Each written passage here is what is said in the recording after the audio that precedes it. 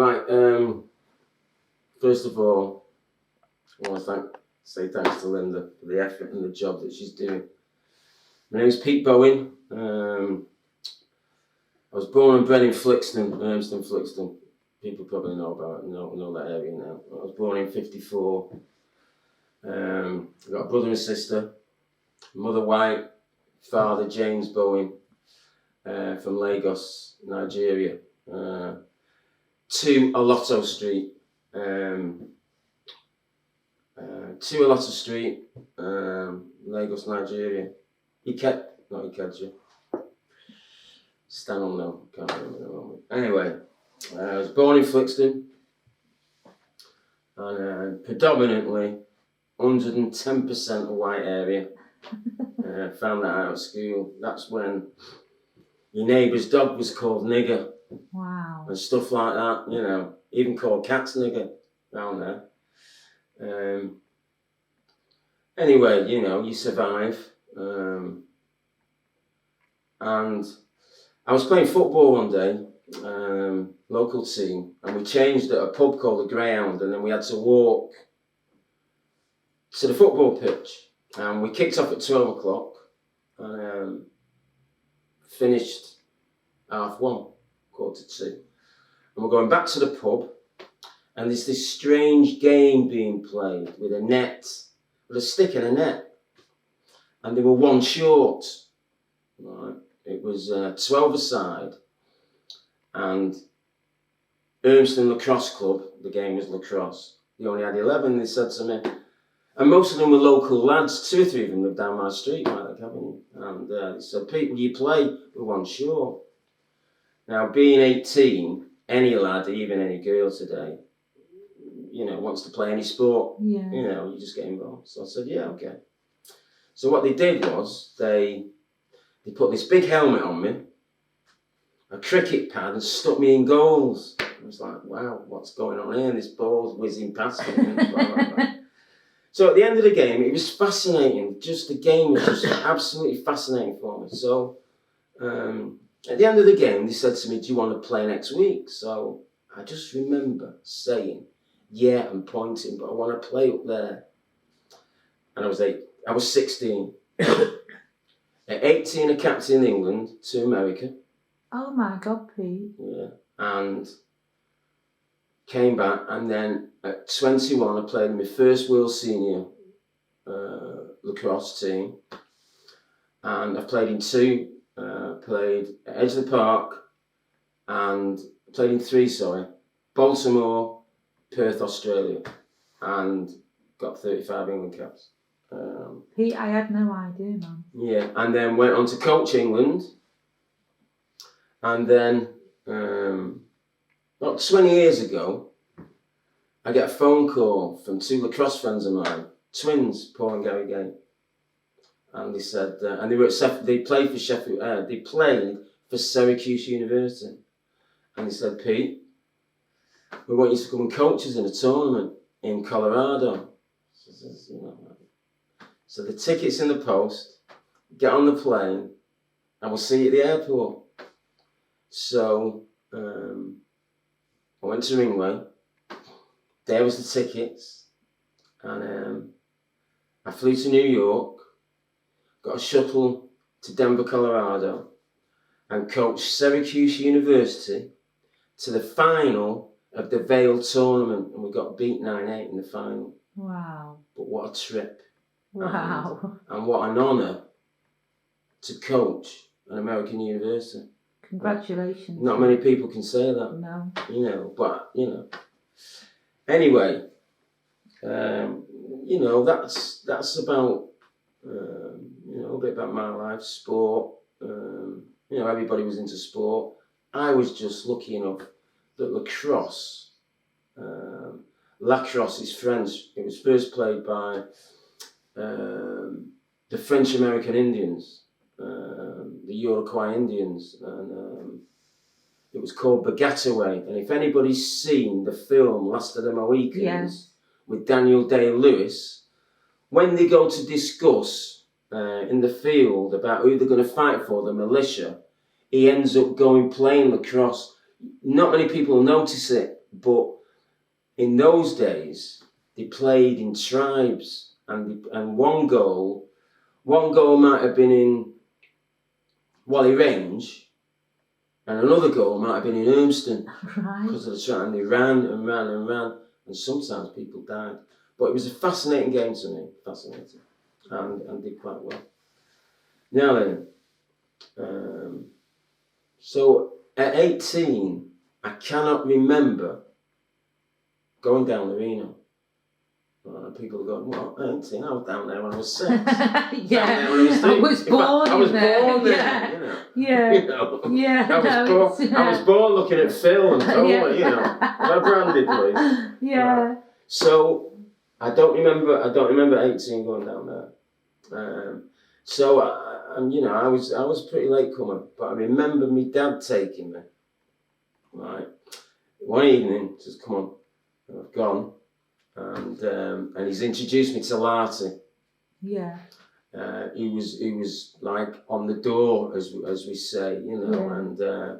and Larty was African, and you know, for us half-caste boys, we'll know that the Africans used to meet in the White Horse on a Sunday. Oh, right. In Hume. In Hume. Yeah. You know, Ollie Phillips, Wyke, Tanumbo, Mr. Bowen, Caesar. You know, bless them now. These people have passed on, but that was a Sunday afternoon, and my dad spent all his life in pubs. Did he? And never drank. Wow. And never drank. He never smoked. He never drank. He never drank, and he never smoked. Right. But all his friends were in pubs. We used to laugh about it. We used to laugh. You know, Dad. You know, he spent and you know he just enjoyed going to the pubs and meeting his friends. So I'd say I don't know, 19, 20. No, I was 19 or 20 years old. And Dad took me to the Reno, you know, introduced me to Larty, and then we went down, and it was like, you know, wasn't what I expected really, you know. Why? Because I didn't know what a shebeen was, you know. Listen, I have to say, you know, I was pretty sheltered living in. Well, you're busy being a lacrosse superstar, Well, man. You know what I mean? And you know, running after dogs called nigger and stuff like that. So, you know, anyway, it was the start of a great relationship with, you know, me and the Reno and everything else it covered, because I met some great people, you know, the Finneys, the Doatis, the Brennans, the Cottiers, you know, listen, the Pierres, just the Mike Emersons, Yeah. You know, just the Aussie Sadies, the Coles, you know, and then you had Persian and Cooley, who just topped it off with some, you know, music that was just, I don't think there's words for it. It was just beautiful, you know. And there was a shop in town, which we all know, called Spinning, you know, and you'd say to Cooley, you'd be in the Reno, and we as the half-caste guys, as you went in, the bar was on your left, and we'd all go to that corner, you know, and there was Big Frank, and then behind was Chips, you know, and then and then by, you know, 2:30, 3 o'clock, we'd all be just in there rocking, you know, and then you'd hear tune, you know, by, you know, 6, 7, 8 of us, 10 of us, I don't know. Yeah, screaming out. Yeah, you know, right. Tune, And then afterwards, you'd say to Cool, you know, what's the name of that? And you'd go to Spinning in town, and you'd have it the next day, you know, if you didn't have it, you'd order it. So, it was just, you know, you know, when I speak to my white friends, they always says, you know, a story. There's a couple of lacrosse players said to me, Pete, what's that club down our side? Reno's. Said the Reno. Yeah, you know, we couldn't go down, could we? So I was like, well, why not? what's your problem? It's just a club. So I said, right, I'll take you down. And I remember a good friend of mine, Mark Senior, when we're going in, I said to Larty, friends, blah, blah, blah. And he's holding on to me going down the stairs. Right? Open the door, and it's like, there's white, half-cast black man. Anyway, and he's drinking and dancing and all this, that and the other. Right, so 2 weeks later, not thinking anything of it, right, I goes down the arena. Who's there? Mark Senior on his own. All right, Pete, He's in. Well, like he owns the place. You sure you can get in, Pete? I can get you in. And that was funny, and stuff, stuff like that. And it was typical of, white people or whatever until he went down there, But I forged some great relationships, Steve Duarte, Crazy Steve, and Dave Brennan. That was my kind of first relationship. The three of us, the trio. We kind of, clubbed it, went clubbing together, bought cars together, and for me, living in Flixton and getting a taste of, what's the word, excitement. Yeah. Seeing some brothers that, having come from Flixton where, the N-word was, used all the time in school. I had a kid that sat in front of me in school that had nigger written on his collar of his coat. Why did he have nigger written on the colour of his coat? Well, I sat in front of him. I sat in front of him. Linda. I thought we just put two and two together. Listen, sat in front of me for 5 years. Steve Hughes. Right, now then, I must have weighed him in about 10 times. They were that inbred. They were that inbred and, in Flixton at the time. Anyway, I learned to live with it. Which is why when we played football, Wellacre, and maybe we played St Mary's or Stretford, for me to see other black faces was a joy. Oh, yeah. It was a joy. Because I remember saying to myself, I can't live in Flixton. When I can move out, and I moved to Chorlton, and it was a relief. Yeah. Well, it was a relief, because, but from 11 to 15, 16, some of the stories that, at school, the whistle would go 10 to 9, 5 to 9. Everybody would stop. Then the whistle would go and you'd walk into your class. Right. I couldn't go in the playground, right, because it was catch the nigger, right, and they'd put you down this chicken run where they'd beat you to death, right. They did it twice, so I had to stay out of school, wait till the whistle went, right, and then go in school. I did that for about 3 years. Oh my God. 3 years. And did the teachers know? The teachers weren't interested. The teachers weren't interested, and I never complained. Wow. So, oh man, that's living hell. I remember my sister, Margaret. So it must have been, I was in my second year and she was across the road in the juniors and she came running across because they were reading this book, 10 Little Niggers, and they said to Margaret, stand on the chair. This is teachers. Right. That's who we're talking about. I can't believe that you've just said that. Listen, I really cannot believe you've just said that. The story after story after story that, I can tell you that,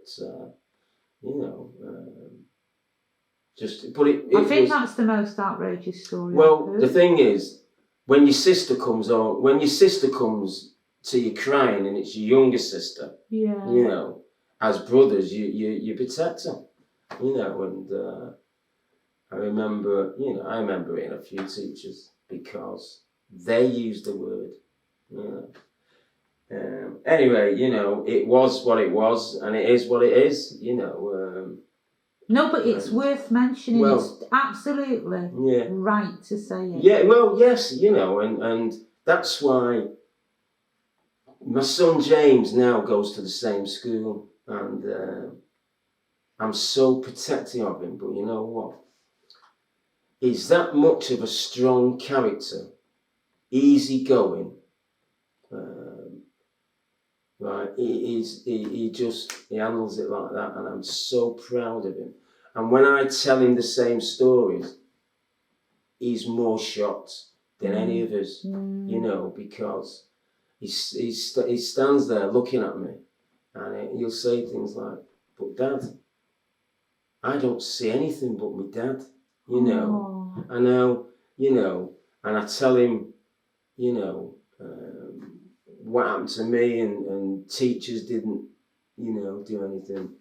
But it was what it was. And anyway, Reno days. Yeah. Reno days, we'd come from the one person I forgot to mention. Go on. Chris Otto. Oh, yeah. Bless him. Oh, Chris.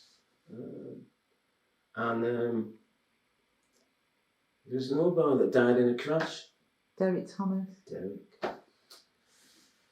When we think back of, people we have lost, but, we enjoyed the time when they were there. I think Derek died in a car crash.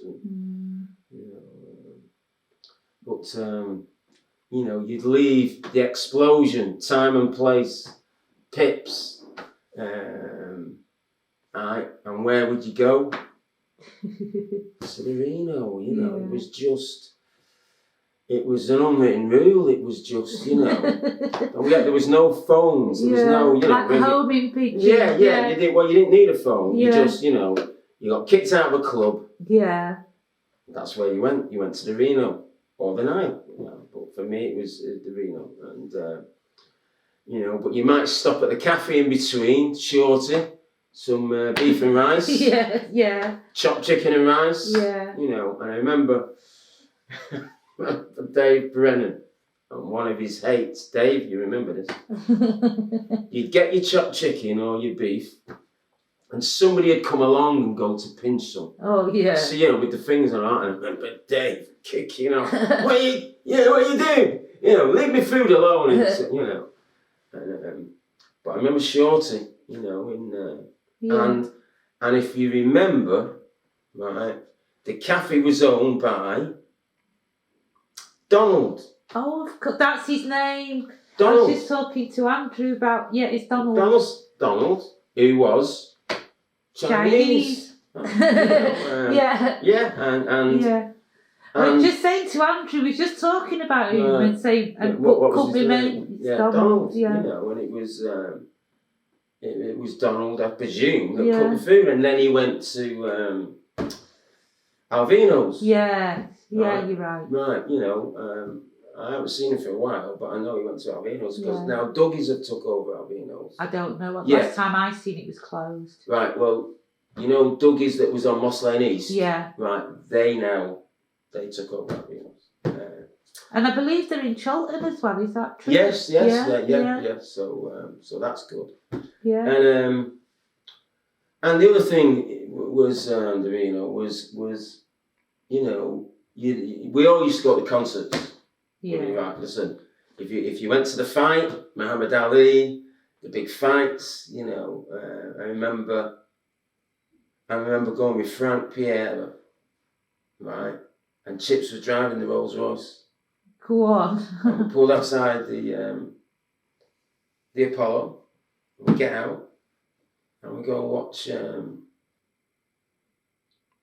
Was it the fight or a concert? I think that might have been a concert, because I think the fights were not the Opera House. Well, it could have been the Opera House. But either way, back in the late 80s, 70s, fantastic times. Absolutely. Just fantastic times. Muhammad Ali. Yeah, You're not going to see him fight. My dad would have loved that. But isn't the rumour that he came down I and believe signed so. and signed the picture. I believe so. I've not met anybody that was there yet. No, on this journey, I've not met anybody that was actually there yet. Well, I've heard the rumour. Well, I didn't go. I hadn't seen there. Yeah. So maybe it was a rumour. Yeah, I don't know. No, I don't know. But I've heard it more than once. But I'll tell you, when I did see him, he opened cheerleaders. Cheerleaders. Right. Round the corner from the Hacienda. Yes, of course. People will know. Right. He opened that. Cheerleaders. I'm sure it was cheerleaders. And I remember the pub Caught on the Op. Yeah. Round the corner here. Was opened by Clive Lloyd, the cricketer. I believe Clive Lloyd went in the Reno. I don't know if that's well, that wouldn't surprise me. Yeah, I believe. Yeah. Because I remember, what was it? The singer, Star. No. Mick Hucknall. No, a black American. Hat on. I remember going down. He was there. I forget the name of the band, but I'll tell you who else went. I went to see Kid Creole and the Coconuts. Oh, Kid Creole. And the Kid Creole was called Augustus Darnell. Right. And he was married to one of the three girls, the Coconuts. Right. And he was into his 20s, 30s style of clothes. Yeah, his clothes is fine. Yeah, the long, I'm tempted to say gangster stuff, but I don't know what kind of clothes you call it. I think they're called a zoot suit. Right, you're right. Yeah. Linda, you're right. Yeah. And I remember seeing him down there, and there was a lot of people, or a lot of singers, in bands that went down there. I remember going to see not Michael Jackson, but the Jackson 5. Yeah. Right, but in actual fact, it was the Jackson 4, because Randy was ill and didn't sing. I remember him standing on stage and telling us, the great Marvin Gaye. I went to see him twice and he threw his hat to the audience, the stylistics, going right back to Rolls Royce. Yeah. Oh, jeez, And then always ending up at the Reno. The Reno. Let's not forget the Reno. Yeah. Now then, if you ask me who owned the Reno, well, I'm sure it was Phil. Yeah. Right. And was Kohler his son? No, I think he's his nephew. Right, his nephew. Now then, Kohler, to me, was a very respectful man, and he kind of he kind of brought people into the Reno because of his manner and all that. Very African, but very very understanding to me, and I liked him. And then, having said that, I'm just thinking about the food in the Reno and the drink, because I remember talking to Steve Adams, and Steve had this. He had this glass with this white stuff in it. Mm-hmm. And he said to me, "Pete, try this." And I took a little sip, and it was a pineapple punch. What? In the Reno? They did a pineapple punch. I don't remember this. Not in the bar, at the cafe bit. Oh, okay. At the cafe bit. At the cafe bit. Right. Yeah. At the cafe bit. And I was hooked. It was like, get it on tap. Pulling it.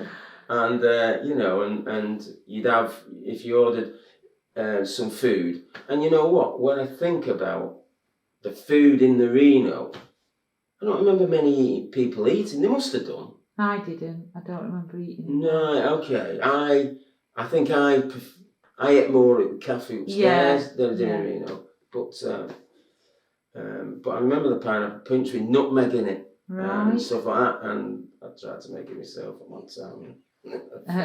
Failed. Yeah, but and then then there was the snooker table and the little gambling table, and the shouting and the throwing of the dice, and it was just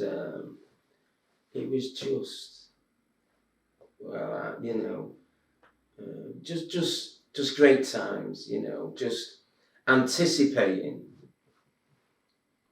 leaving, say, the Piccadilly Club. Don't know why I said that. It could have been the gallery. Yeah. And knowing, I'm not going home. Yeah. We've got another 3 hours. Yeah. And then the other thing was, it was open on a Sunday afternoon, which was good, and I'm going to tell you this story now. Go on. Funny. It was, we had a heat wave, didn't we, in the 80s? We had a massive heat wave, okay, and it was a Sunday afternoon, and we're sat up, we're on the front, sat with our backs to the Reno wall, just watching the cars go by, blah, blah, blah. Right, now coming from down the road, I remember, Steve, we were in tears with laughter. Right. And there's a little boy, he must have been, let's say he was 5 or 6. Right. And you've got all these mixed race guys, say there was 7, 8 of us, good black lads. Right. Yeah. Right.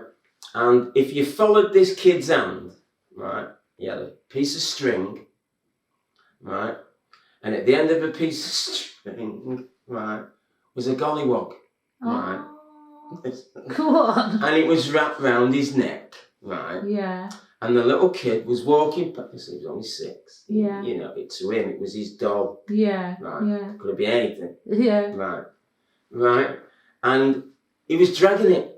It was on the floor. So you couldn't have got anything better or worse than what you can imagine it looked like. And the kid was like looking at us with his mouth open, but carried on walking, dragging this gollywog. I remember Steve Adams in tears, and we were like, oh, that was funny, it was funny. It was funny. And again, when you forge relationships, I remember Stan. You see, Stan was very out there. Stan was very, he was very sociable. He was, he was loud, but he was good loud. Stan could get you together. And you could have your own little Reno in the Reno. Absolutely. With somebody like Stan. Yeah. Absolutely. Stan would bring people together, and and he was that type of guy. Stan, even today, Stan would bring you together. Let's go.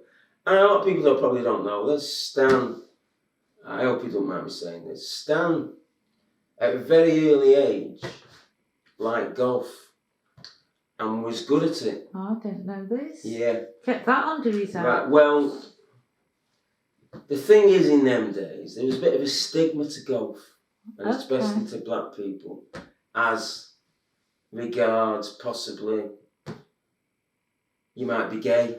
Oh, okay. Right. Yeah, golf, you're gay. And I think, I think Stan, I don't. He when I watch him play now, he's certainly got all the attributes to being a golfer. Right. And at a young age, he probably. But there was a bit of a stigma to it, and unfortunately, that's how life was for us. Stigmas to all kinds of things that we wanted to do. But anyway, now go more on about that, stigmas to all kinds of things we wanted to do. Tell me more. Well, Linda, listen, at one time, I'm a Mad United supporter, right? But years ago, you could only play for Manchester United if you were white and Catholic. You certainly weren't getting into United Remy played there. Right, but that was afterwards. Mm. You see, I'm talking when I was. See, Remy's probably. Well, I'm 63. What will Remy be? Don't know. I think he's about the same age. Sure. I think he might be a bit younger. About A couple of years younger. Yeah. But right, when I used to go and watch, when I watched West Ham and United, when Clive Best, right, was probably one of the only first black player that I saw play. Mm. So, but yeah, Remy kind of, that was the start of breaking the ice kind of thing. But the stigma was that, you know, you wouldn't, you know, Remy at one time, if Remy was born, say, a bit earlier, he wouldn't have played for United. Because of that, you know, he was white and Catholic, you're Protestant, you know. So, I mean, that's worth looking into, that situation, you know. But, again, throughout football, back then, you'd struggle if you were black or mixed race to play football. Now, Did you find anything in lacrosse? Well, because that's a posh game to me. You see, and I'm not blowing my own trumpet here, Linda. Right. If you're good at something, right, people tend to look at you differently, right? And in lacrosse, if I said I could do something, I could do it, right? And a lot of people admired me, right? And because for some reason or other, I was good at it, you know. So if you're playing for your team, then you play for your county, which was Lancashire. Amazing, that, Pete. And then you play for your country. That's amazing, Pete, really. No, it's really amazing, yeah. And once you play for those three things, there's not much people can say as derogatory. Yeah. You know. So, did I hear it in lacrosse? Once or twice. And I think it was more in, you know, more of a jealous way, you know, because, see, once you play for England, you got to realise that, and we played 13 aside, so you're one of the best 13 in the country. No, absolutely, though. You know. Absolutely, though. You know, and in my position, I faced off, which was the start of the game. Every time a goal scored, we faced off. And there was two of us. So, you know, I could say maybe that was one or second best at one time. Go on, man. Is that kind of, forgive my ignorance, because I don't know anything about the rules of the position. Right. Is that a bit like centre forward? Yes. Well, the thing was, with lacrosse,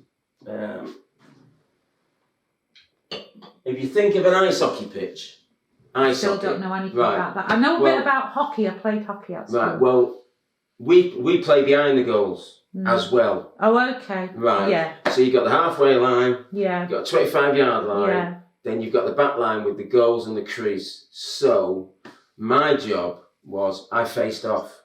So like hockey, you bully off. Yeah. Right. We faced off. You. Right. Yeah. Right. You bully off. We faced off. And I developed this flick. Right.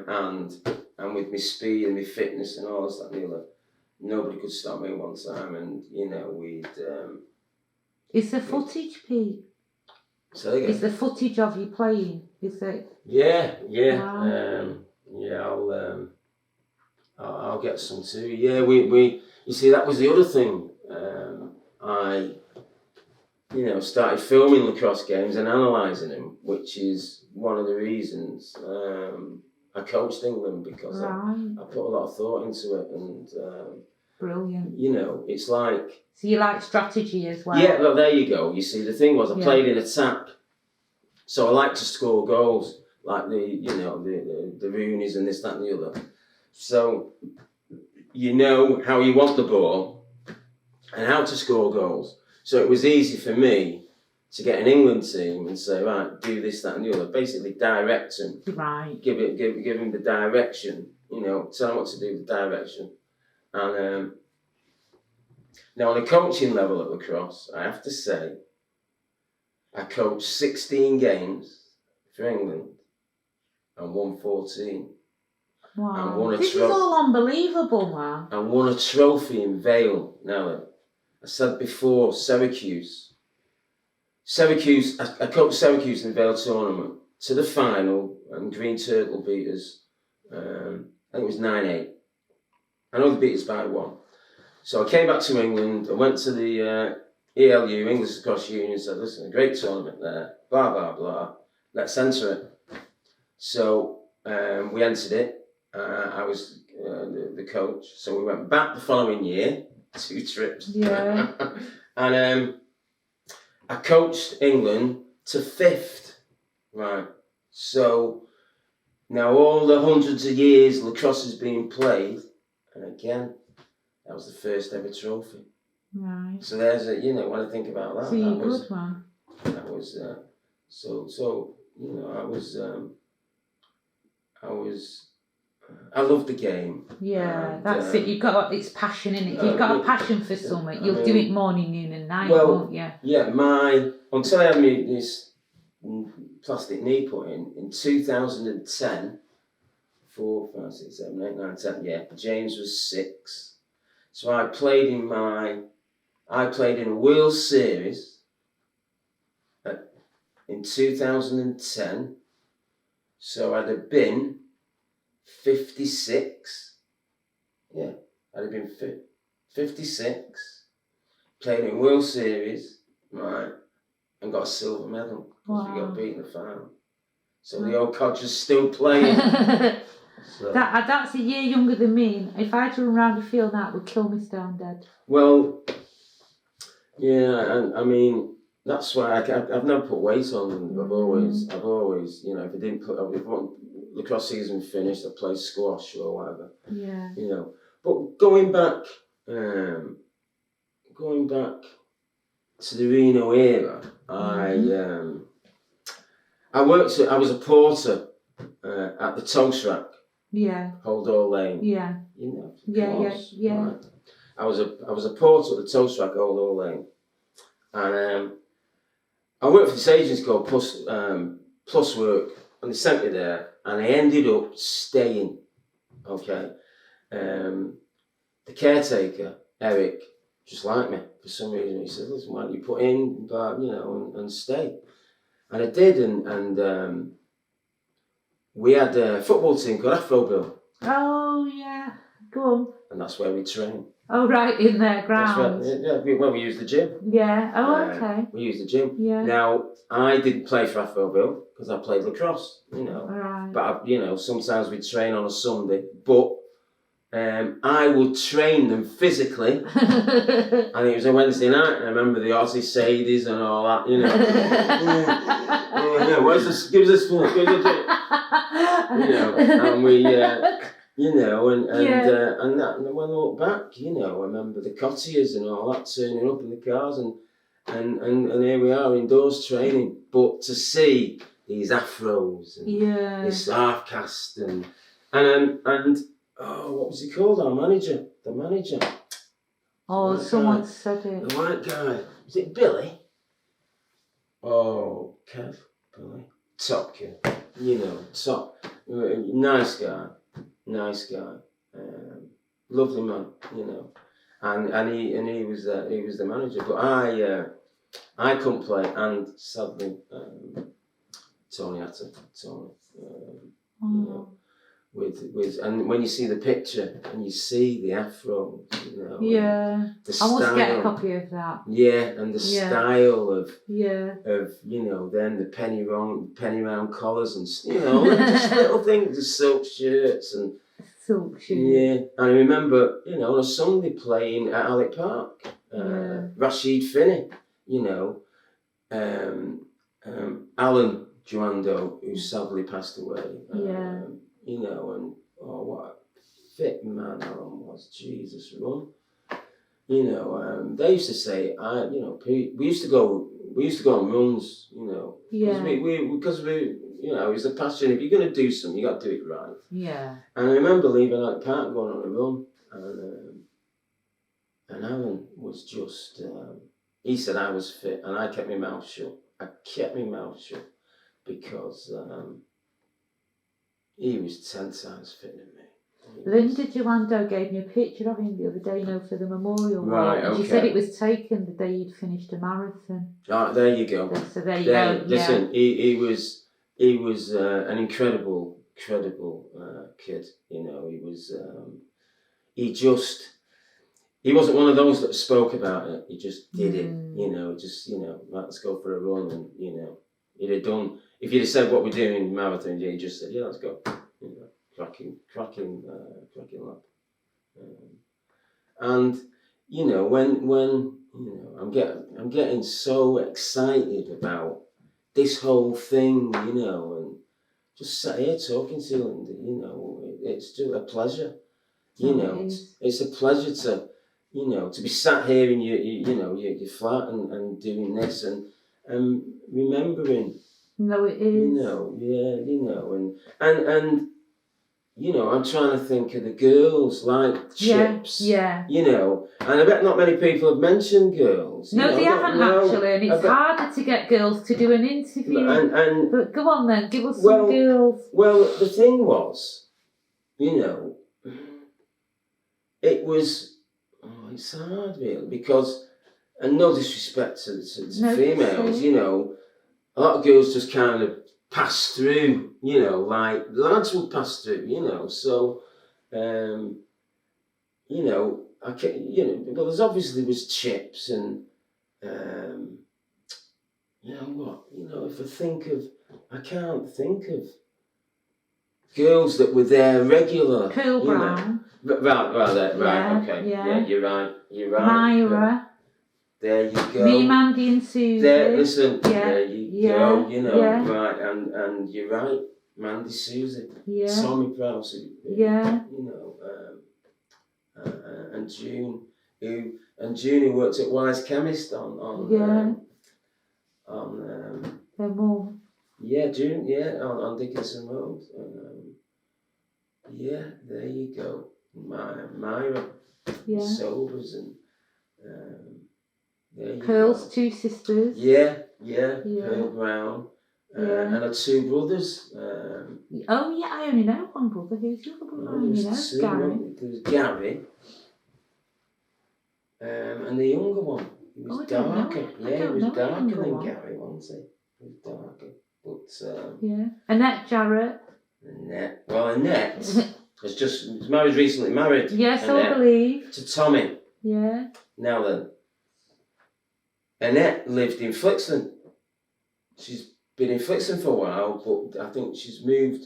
She's with her mum, I think. You're dead right. I think her mum's not so well in that. But I see Tommy most days because there's a pub called Chadwick's in Urmston, and if I'm gonna meet my James off the school bus, I tell him I'm in Chadwick's, and I see Tommy in there. So, but Annette, and then sisters Faye and Monica Coghlan.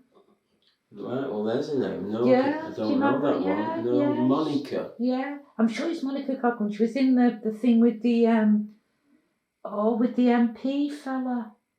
She's passed as well. Oh, she was in there with is it Jeffrey Archer? You're dead right. Yeah. Yeah. Do you remember Big Brenda? Go on. No, Big Brenda. I think she's mixed race, but she was massive. She was tall and sort of strapping. One of the working girls. Yes. Yeah. Yeah. But that Monica thing with the is it Jeffrey Archer? Well, is it Jeffrey? I'm not sure. I'm rubbish with remembering things like that. Alima. Oh, of course. Yeah, Kelly. Steve Kelly's Alima. Steve Kelly, because Steve Kelly's son is the actor. Yeah, definitely. Stephen Graham. And let me tell you. Great. What an actor. What an actor. In fact, I don't even think of a picture of Al Capone as being Al Capone anymore. I see it as being Steve Graham. I mean, one of the greatest, I'm into my films. No, me too. I'm just going to tell you one incident. Public Enemy. Oh, yeah. And Steve Gray was Al Capone. Oh, is he Al Capone in that too? Is I'm thinking of Boardwalk Empire. Right. No, he was. Remember the series? He's Al Capone. Yeah. I'm sorry. He might have been Babyface Nelson. Yeah. Anyway. And Christian Bale is the copper tracking him down. Oh, I know which one you mean now. Right, Public Enemy. Yeah. So, and it's, what's his name? The main guy in it. I haven't seen it, but I know which film you mean. So, what's happened is, they're in this house, it's night, and you know what? It's just one little thing that made the whole film to me. Right. So, Steve Graham, Babyface Nelson. Yeah. Hijacks this car, kills the guy, right? Don't get it's a film. Yeah. There's no dead bodies down on this road, I don't know. Yeah. Right, and he drives, right, gets his mate in, but Christian Bale, who was the copper, they shoot the car and the car overturns, right?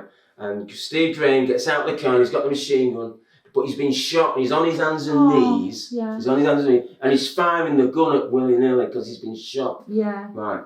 And what happens is, as he falls and hits the deck, right, because it's misty, you see his last breath. But you see like the breath, you know, like when it's foggy, right?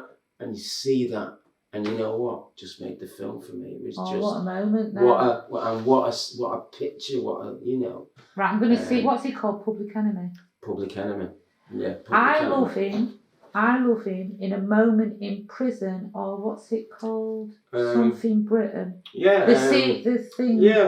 The film. We are. What's it called? We are. Made in England. Something like that. Yeah. But he's in prison after and he loves that other girl. He loves the girl. Oh, it's too long. I can't remember. But it's just a prison moment, and he just looks. He's the person you should hate, but he actually makes us love him. Right, okay. It's just like, one of them, a great actor that can do shit like that. We spoke before about my son and his colour. Yeah. Steve Graham can go either way. Yeah, it's true actually. Go either way. Because in is it I Am England? Yeah, and this is what we're talking about. Yes, because he actually uses racist words, doesn't he? Yeah, exactly. And actually, I haven't never thought about that. I'm a dick. Yeah, because he's the racist white guy. But yeah, he's not. He's not. He's mixed race. He's mixed race. That's right. Yeah. But when you're looking at films, because you look at for me, Samuel Jackson has been in every single blockbuster film ever made. Right, Samuel Jackson. You think of one of the best films ever made. Pulp Fiction. He's in it. Now then, Steve Graham isn't that far behind, No, he's brilliant. People love him. Listen, he's just. I've met him. I met Steve. Oh, have you? I met Steve and Lee. Back to women in the Reno. Come on, right, some more names. Yeah. Trudy Barnes, still amazing. Trudy, Jesus. Yeah. Trudy Barnes, still amazing. You see, when we had the soul night at the pub in Withington, the Lord Lion or something. Red Lion. The Red Lion. You notice, some of the girls that you always remember down there. You know what I mean? But I can't remember the names, Linda. I can't remember the names,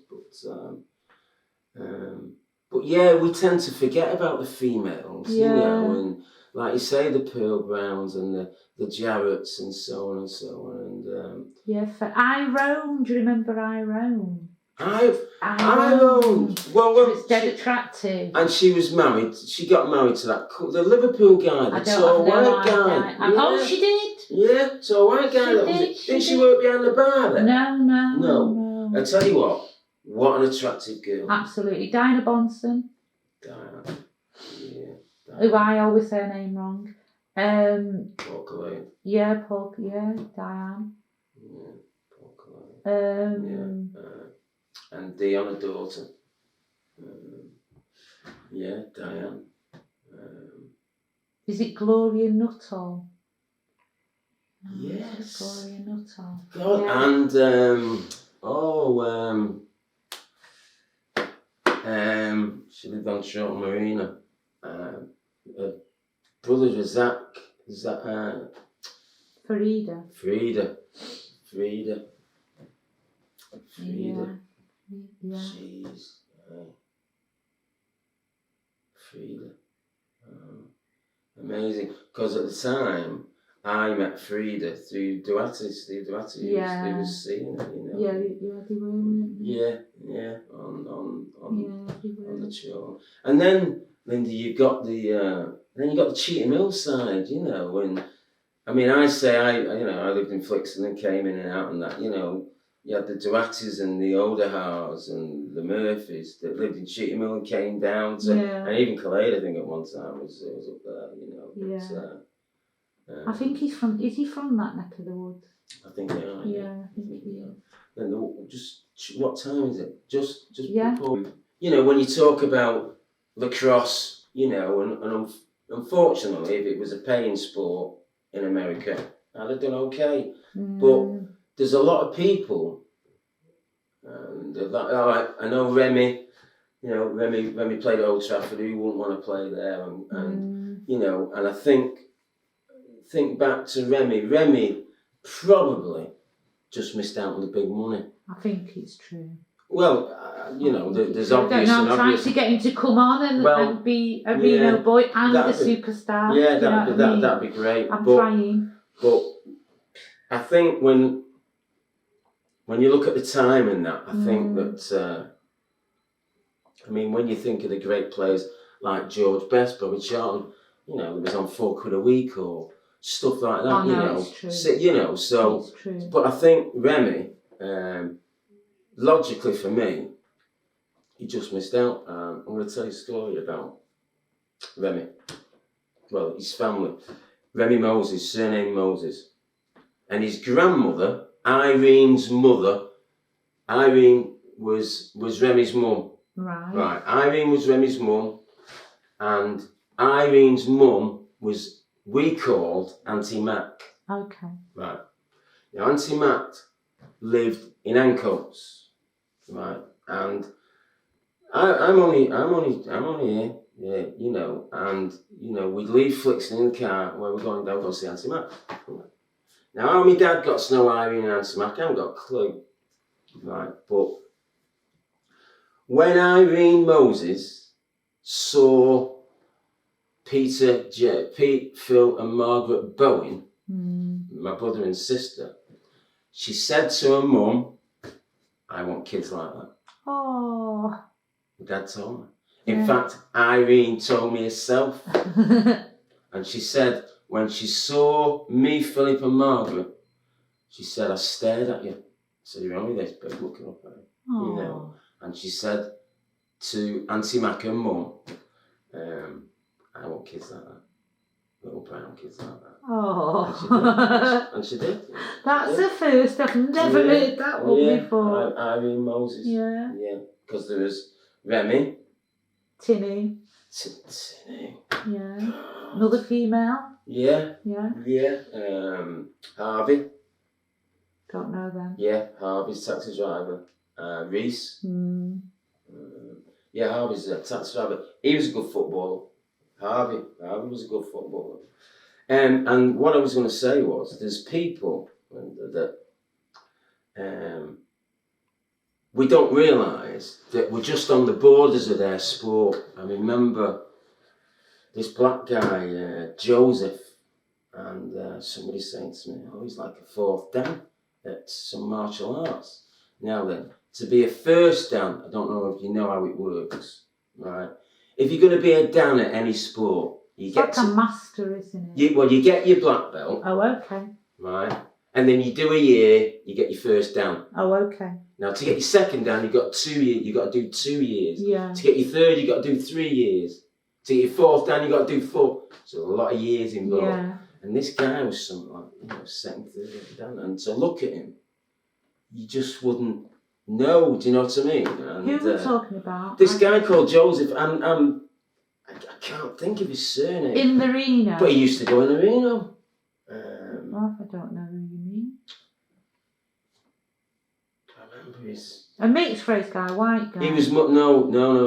He was more black, which black made guy. it even more. Right, yeah, unusual at the time. I've got a friend, Bobby. I'm going to ring him because it was Bobby knew him. You know, because he said to me, Bobby, it was like the way his eyes were. He said, Pete, it's lethal, you know. And I had pictures of his legs swinging. Yeah, Bruce Lee. Yeah, you know. Yeah. And, but I really mad. Listen, I bet there's loads of, you know, coloured, you know, that, you know, were there but just didn't make that grade, you know, like Alan Totu who fought in the Olympics. Oh yeah, tell me a little bit more about that, because Maggie put you as the first Olympian when she put his fate on the memorial wall, but I've not spoke to her since. Right, because even up until he passed, he lived in Cheetham, right, and he was having treatment at Christie's. He'd run it. And he had cancer. He'd run to his treatment from Cheetham Hill to Christie's to prove that I'm going to beat it and this and that. Unfortunately, he didn't. Yeah. But he was that type of guy. It was like, you know. So. What do you know about him in the Olympics? Right. Well, he. What year was he in the Olympics? 80. And he's a boxer. Yeah. Boxer. Alan Toto. Right. And he won a gold medal. He never. Linda, I'm just going back to the funeral, the people that were there, the respect he had. You're going to Google it when I've gone. I am absolutely going to Google it. If he didn't win the fight, he got a medal. Right. He got a medal and it wasn't bronze because it was the final. Wow. See, I'm not into sport, you see, so when people go, whatever, don't bother me, but when you just, I've got excited about that. And I think when you Google it, yeah, there was something to do with how he actually got, like, in the Olympics or anything, they pick a team, don't they? Then they pick alternates. So there's 5 boxers at light bantamweight. But if you get ill and you get ill, there's an alternate. Somebody to fill your place. Like a substitute. Yeah. Like a substitute. Yeah, like a substitute. Right. And I think, you know, Alan's doing what he's doing, training, this, that, and the other. And at the moment, he's an alternate. I might be wrong, but there's a story here. Right. And it'll tell you. I'll have to get it right. And I think he's ended up going as an alternate, getting in the team, and getting a medal. Wow. Getting a medal. And getting a medal. And... thank you for mentioning him. Yeah, Alan, what a nice guy. Yeah, thank you. You know, because he can't mention himself and because you're into sport. Right, okay. Do you know what I mean? Yeah, and you know what? It's a pleasure to mention him. Yeah. Because, you know, it's even up until his passing, you know. I remember the nurse at Christie's, you know, Alan, you know, and it was like, I'm running home, you know, I mean, how determined and, you know, how strong, you know, that he was, you know. Actually, it's humbling. It's humbling. Yeah, it's humbling. Right, Linda, listen. You're going to have to go. People, thank you. Oh, thank you, Pete, man. You're wonderful, man. Linda, listen, you know, I owe you a drink. You know, in fact, that's... Am I turning off? Yes.